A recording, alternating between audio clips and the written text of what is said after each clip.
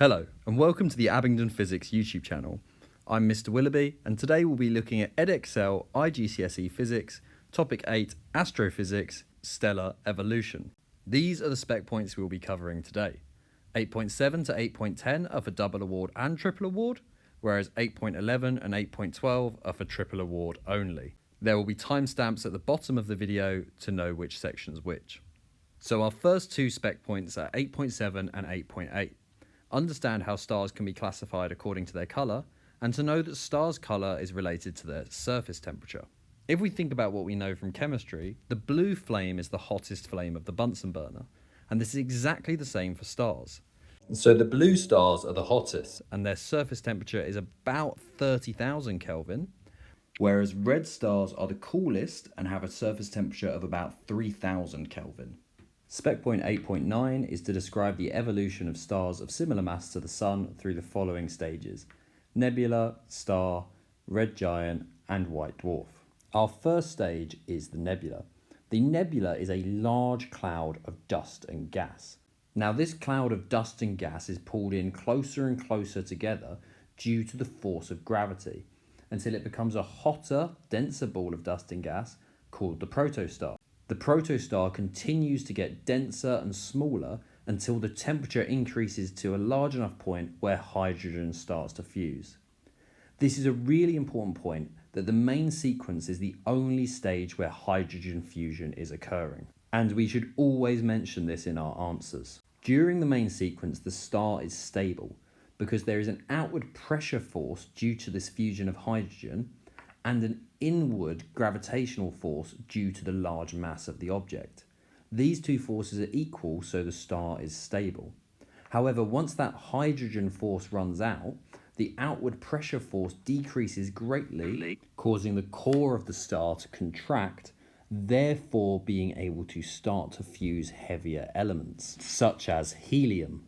Now that these heavier elements are being fused, there is a larger outward pressure force, so the star expands and becomes colder. This is why it becomes a red giant, which is a large star that is much cooler. Once all the helium has been fused, the red giant no longer has any fusion products, so the core contracts massively and forms a white dwarf, this small, very hot stellar object. The white dwarf then may cool over a very long period of time and theoretically become a black dwarf. Our last double award spec point for today is 8.10, describe the evolution of stars with a larger mass than the Sun. So, the evolution for stars of larger mass than the Sun is exactly the same for stars that are of the same mass of the Sun up until the end of the main sequence stage. At the end of the main sequence stage, however, they become red supergiants. This is due to their much larger mass. The red supergiant is very similar to the red giant, except it has a larger mass and volume than the red giant. When fusion stops taking place in the red supergiant, it will collapse quickly, causing a giant explosion, creating heavier metals. This is known as a supernova. In the core of the supernova, a dense ball known as a neutron star is then formed. In the case of most massive stars, this is exactly what we see.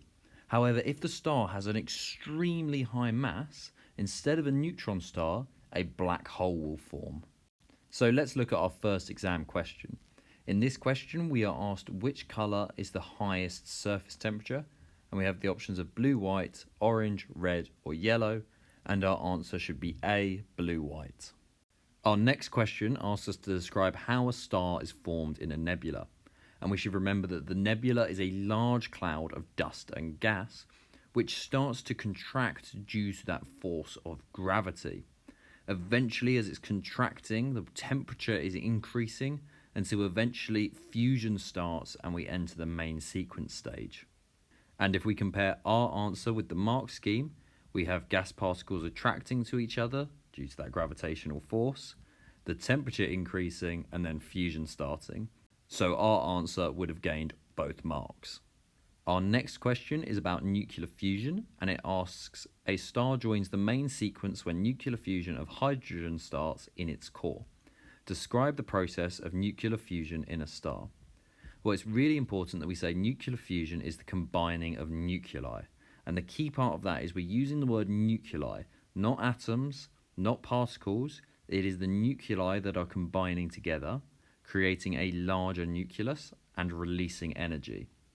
Now, this is only a describe question, so we could have stopped there, but nuclear fusion also requires high temperatures and high pressures, and that is to overcome that electrostatic repulsion between the nuclei, as if we remember a nuclei only has neutrons and protons in it, so all nuclei are positive and thus repel from each other. And if we check our mark scheme, we see two nuclei joining together, releasing energy. And we once again see that word nuclei bolded, therefore showing we have to use that word in order to get the answer. Our next question states that astronomers think Rigel will become a supernova in the future. Which property of a star determines whether it will become a supernova? The colour, distance from Earth, mass or temperature? Or the only one there that makes sense is mass. So, describe the evolution of Rigel after it leaves the main sequence. Well, Rigel is a very, very large star, so it will become a red supergiant. After the red supergiant stage, when the core contracts, a supernova will occur, and then a neutron star will be left in the core. Or, if it is a very high mass star, it will become a black hole. And as we can see from our mark scheme here, Rigel will become a red supergiant that contracts rapidly. Then we get the supernova, but there's no mark for that as it's mentioned in the question, which leaves a neutron star or a black hole. So our next question is a fill in the gaps exercise. And it's important to note that each word or phrase could be used once, more than once, or not at all. So it states hydrogen atoms in a nebula move towards each other due to the force of gravity. As the atoms move towards each other, their kinetic energy store increases, which increases the temperature. If the temperature becomes high enough, nuclear fusion of hydrogen will start and the star enters the main sequence stage of its evolution. When hydrogen fusion stops in the core of the star will start to contract. This increases the temperature in a layer surrounding the core. Hydrogen fusion restarts in a layer surrounding the core. This causes the star to expand and its surface temperature decrease. The star is now a red supergiant. Eventually, nuclear fusion stops in the core of the star and the star explodes as a supernova. The core of the star collapses to form either a neutron star or a black hole. So the start of our triple spec points, we have 8.11, understand how the brightness of a star at a standard distance can be represented using absolute magnitude. So first things first, let's get our definition of absolute magnitude down, and it is a measure of the brightness at a standard distance.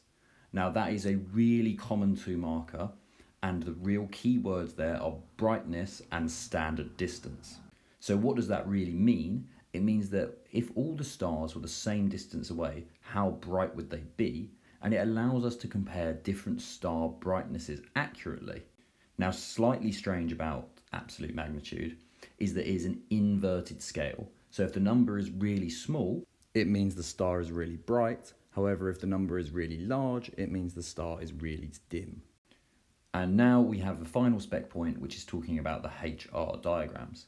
So to start with, we have our axes for the HR diagrams. So on the y-axis, we have absolute magnitude, and on the x-axis, we have temperature. Now again, it's really important to notice that this is a logarithmic scale for temperature, and it starts at the high temperatures and becomes lower. We also have the brightest stars at the top of the absolute magnitude scale, but with the lowest absolute magnitude because of that inverted scale that we mentioned before. So what we need to place on this diagram is the main sequence stars, the red giants, and the white dwarfs. So the main sequence stars make a curved shape through the middle like so. The red giants and the red supergiants go into this top right corner here, where they are bright but cold because of that red colouring. Then we have the white dwarfs in the bottom left, where they are really, really hot but not that bright.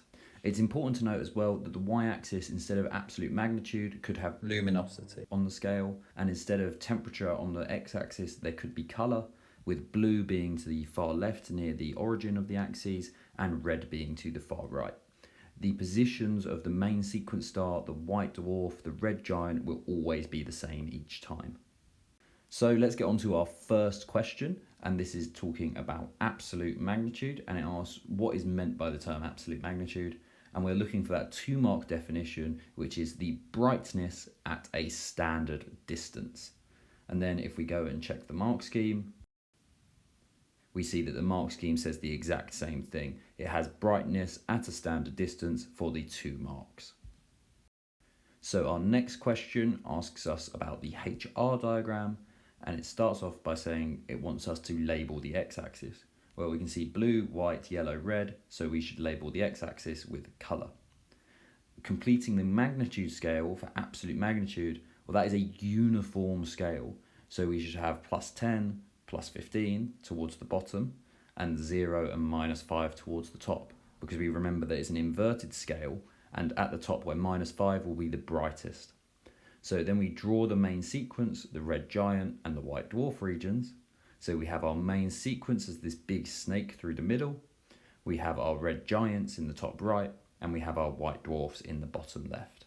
And if we check that against the scheme, we see this is exactly what they have shown, with the white dwarfs in the bottom left, the red giants in the top right, and the main dwarf sequence as this snaking section through the middle. Thank you for watching this video on stellar evolution. I hope it has been helpful.